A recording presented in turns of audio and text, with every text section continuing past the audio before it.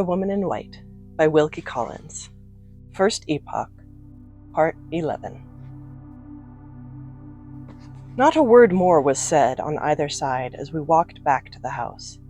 Miss Halcombe hastened immediately to her sister's room, and I withdrew to my studio to set in order all of Mr. Fairley's drawings that I had not yet mounted and restored before I resigned them to the care of other hands. Thoughts that I had hitherto restrained, thoughts that made my position harder than ever to endure, crowded on me now that I was alone. She was engaged to be married, and her future husband was Sir Percival Glyde, a man of the rank of baronet and the owner of property in Hampshire. There were hundreds of baronets in England and dozens of landowners in Hampshire. Judging by the ordinary rules of evidence, I had not the shadow of a reason, thus far, for connecting Sir Percival Glyde with the suspicious words of inquiry that had been spoken to me by the woman in white.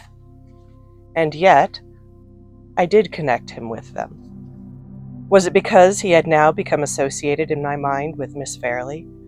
Miss Fairley being in her turn associated with Anne Catherick, since the night when I had discovered the ominous likeness between them? Had the events of the morning so unnerved me already that I was at the mercy of any delusion which common chances and common coincidences might suggest to my imagination? Impossible to say.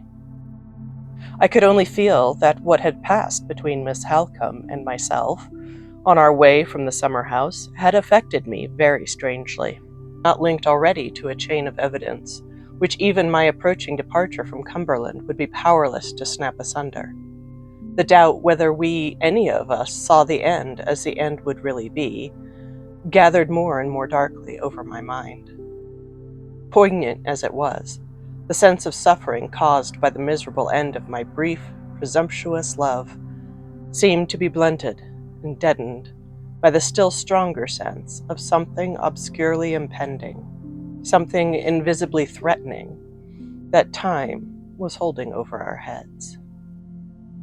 I had been engaged with the drawings little more than half an hour when there was a knock at the door. It opened on my answering, and to my surprise, Miss Halcombe entered the room.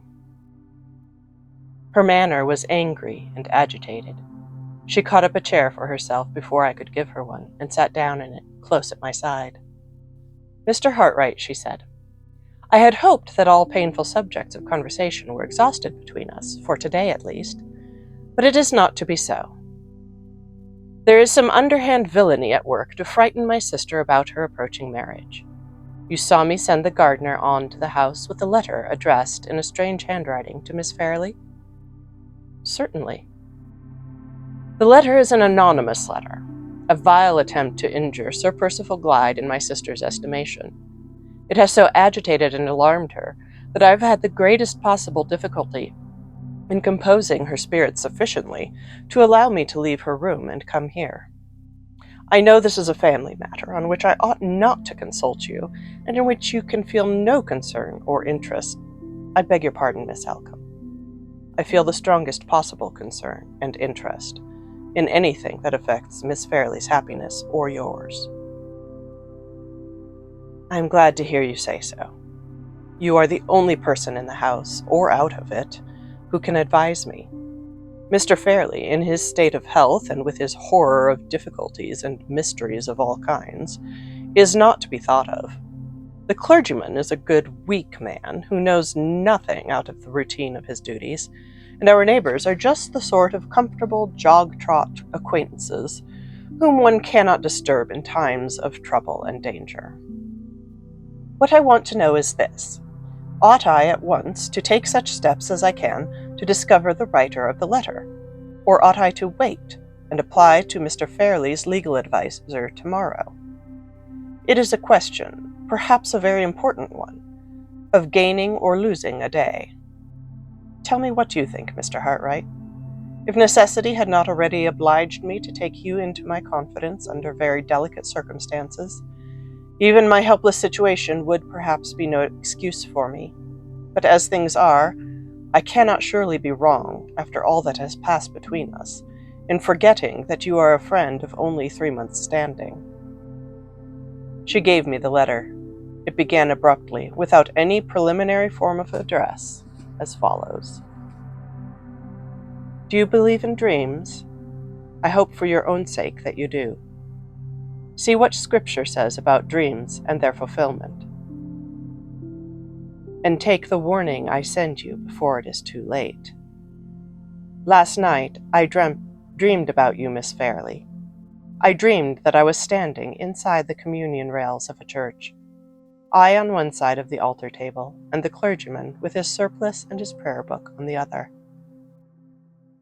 After a time, there walked towards us, down the aisle of the church, a man and a woman coming to be married. You were the woman. You looked so pretty and innocent in your beautiful white silk dress and your long white lace veil that my heart felt for you, and the tears came into my eyes. They were tears of pity, young lady, that heaven blesses, and instead of falling from my eyes like the everyday tears that we all of us shed, they turned into 2 rays of light, which slanted nearer and nearer to the man standing at the altar with you, till they touched his breast. The 2 rays sprang in arches like 2 rainbows between me and him. I looked along them, and I saw down into his inmost heart. The outside of the man you were marrying was fair enough to see. He was neither tall nor short. He was a little below the middle size, a light, active, high-spirited man, about 45 years old to look at. He had a pale face and was bald over the forehead, but had dark hair on the rest of his head. His beard was shaven on his chin, but was let to grow, of a fine rich brown, on his cheeks and his upper lip. His eyes were brown too, and very bright. His nose straight and handsome and delicate enough to have done for a woman's. His hands the same. He was troubled from time to time with a dry hacking cough, and when he put up his white right hand to his mouth, he showed the red scar of an old wound across the back of it. Have I dreamt of the right man? You know best, Miss Fairley, and you can say if I was deceived or not. Read next what I saw beneath the outside. I entreat you, read and profit. I looked along the 2 rays of light, and I saw down into his inmost heart. It was black as night, and on it were written, in the red, flaming letters which are the handwriting of the fallen angel, without pity and without remorse, he has strewn with misery the paths of others, and he will live to strew with misery the path of this woman by his side. I read that, and then the rays of light shifted and pointed over his shoulder, and there behind him stood a fiend laughing, and the rays of light shifted once more and pointed over your shoulder, and there behind you stood an angel weeping. And the rays of light shifted for the 3rd time, and pointed straight between you and that man.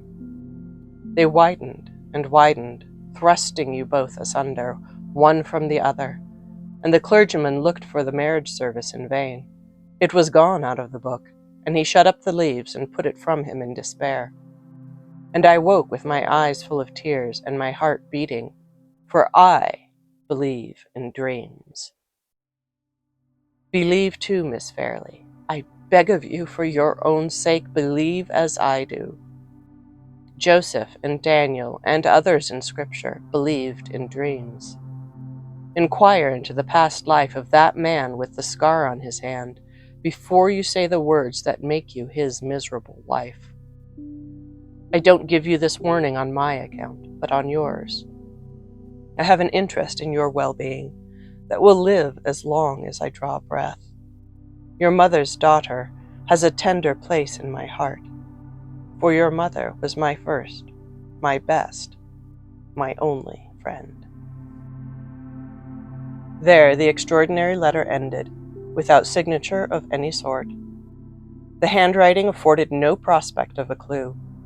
It was traced on ruled lines in the cramped, conventional copybook character technically termed small hand.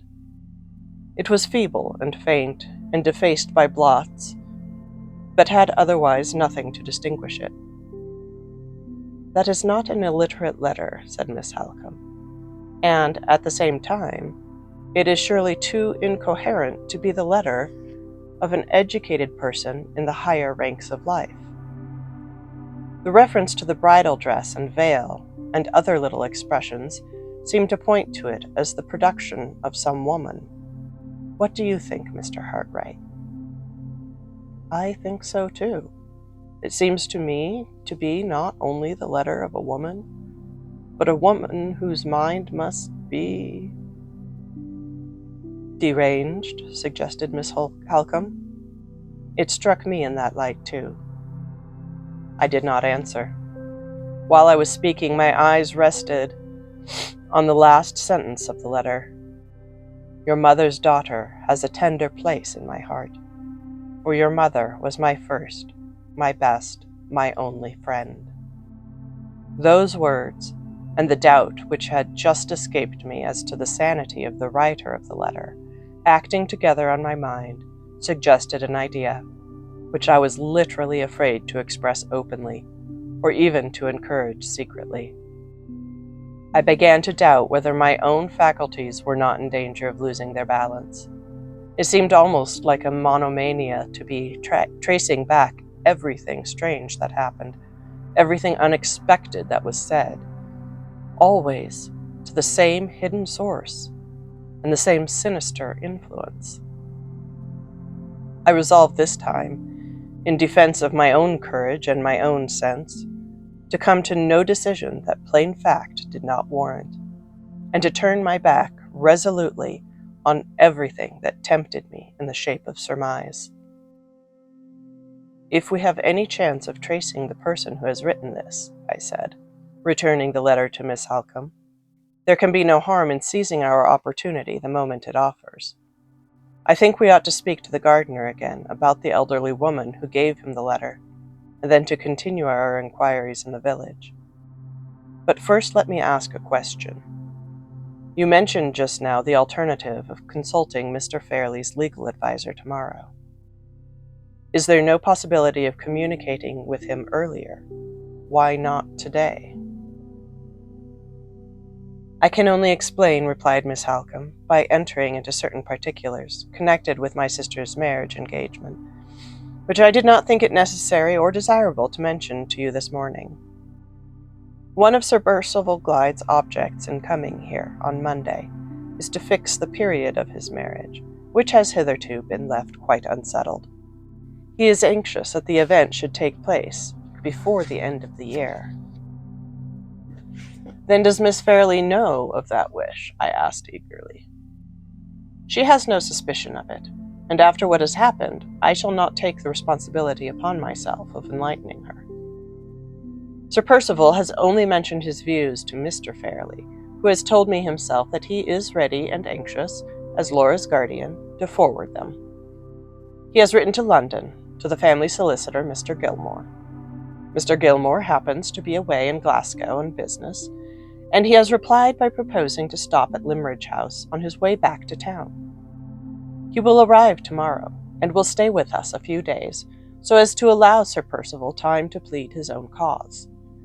If he succeeds, Mr. Gilmore will then return to London, taking with him his instructions for his sister's marriage settlement. You understand now, Mr. Hartwright, why I speak of waiting to take legal advice until tomorrow? Mr. Gilmore is the old and tried friend of 2 generations of Fairleys, and we can trust him as we could trust no one else." The marriage settlement. The mere hearing of those 2 words stung me with a jealous despair that was poison to my higher and better instincts. I began to think, it is hard to confess this, but I must suppress nothing from beginning to end of the terrible story that I now stand committed to reveal. I began to think, with a hateful eagerness of hope, of the vague charges against Sir Percival Glyde, which the anonymous letter contained. What if those wild accusations rested on a foundation of truth? What if their truth could be proved, before the fatal words of consent were spoken, and the marriage settlement was drawn. I have tried to think since that the feeling which then animated me began and ended in pure devotion to Miss Fairley's interests. But I have never succeeded in deceiving myself into believing it, and I must not now attempt to deceive others. The feeling began and ended in reckless, vindictive, hopeless hatred of the man who was to marry her.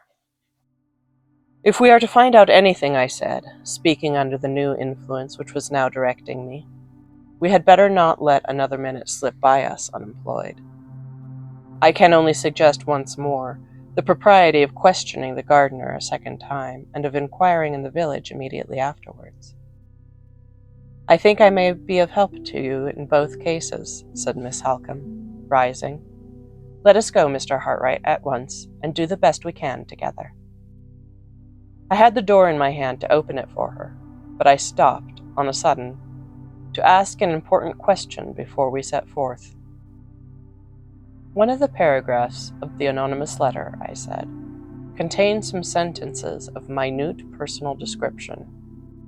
Sir Percival Glyde's name is not mentioned, I know, but does that description at all resemble him? Accurately, even in stating his age to be 45. 45! And she was not yet 21. Men of his age married wives of her age every day, and experience had shown those marriages to be often the happiest ones. I knew that, and yet even the mention of his age, when I contrasted it with hers, added to my blind hatred and distrust of him.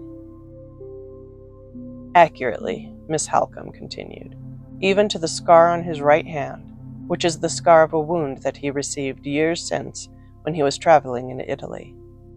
There can be no doubt that every peculiarity of his personal appearance is thoroughly well known to the writer of the letter. Even a cough that he is troubled with is mentioned, if I remember right? Yes, and mentioned correctly. He treats it lightly himself, though it sometimes makes his friends anxious about him. I suppose no whispers have ever been heard against his character? Mr. Hartright, I hope you are not unjust enough to let that infamous letter influence you. I felt the blood rush into my cheeks, for I knew that it had influenced me. I hope not, I answered confusedly. Perhaps I had no right to ask the question. I am not sorry you asked it, she said, for it enables me to do justice to Sir Percival's reputation. Not a whisper, Mr. Hartright, has ever reached me or my family against him. He has fought successfully 2 contested elections, and has come out of the ordeal unscathed. A man who can do that in England is a man whose character is established. I opened the door for her in silence and followed her out. She had not convinced me. If the recording angel had come down from heaven to confirm her, and had opened his book to my mortal eyes, the recording angel would not have convinced me. We found the gardener at work as usual. No amount of questioning could extract a single answer of any importance from the lad's impenetrable stupidity. The woman who had given him the letter was an elderly woman. She had not spoken a word to him, and she had gone away towards the south in a great hurry. That was all the gardener could tell us. The village lay southward of the house, so to the village we went next.